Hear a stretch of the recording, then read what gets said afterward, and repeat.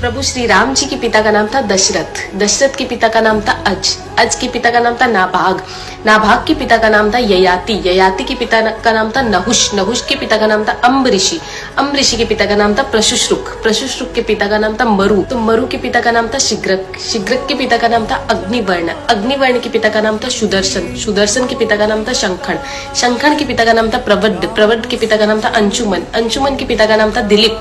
दिलीप के पिता का नाम था भागीरथ, ये वही भागीरथ है जो गंगा को पृथ्वी पर लेके आए थे, जिसको भागीरथी के नाम से भी जाना जाता है। राजा भागीरथ के पिता का नाम था कुकुस्थ, कुकुस्थ के पिता का नाम था रघु, ये रघु वही राजा है जिनके नाम पर ये रघुकुल पड़ा, क्योंकि ये बहुत ही पराक्रमी और तेजस्वी राजा थे। आज भी कहा जाता है कि रघुकुल रीत सदा चली आई, प्राण जाए पर वचन न जाए। तो राजा रघु के पिता का नाम था राजा असमंज, राजा असमंज के पिता का नाम था राजा सगर, राजा सगर के पिता का नाम था राजा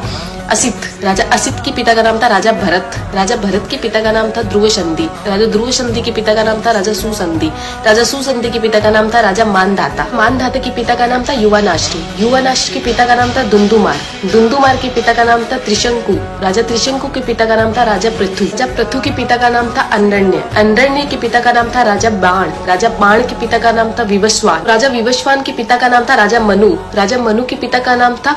इक्ष्वाकु, इक्ष्वाकु के पिता का नाम था राजा कुक्षी, राजा कुक्षी के पिता का नाम था राजा विकुक्षी, राजा विकुक्षी के पिता का नाम था राजा कश्यप, राजा कश्यप के पिता का नाम था राजा मरीचि, राजा मरीचि के पिता का नाम था ब्रह्मा जी। तो इस हिसाब से हमारे प्रभु श्री राम जी ब्रह्मा जी की 39वीं पीढ़ी है, 39th। तो ज्यादा से ज्यादा ये वीडियो शेयर कीजिए, क्योंकि आने वाला इतिहास ये नहीं बोलना चाहिए कि सनातनियों को मुगलों का इतिहास तो पता था और खुद का इतिहास नहीं पता था। तो ज्यादा से ज्यादा इस वीडियो को शेयर कीजिए। जय श्री राम।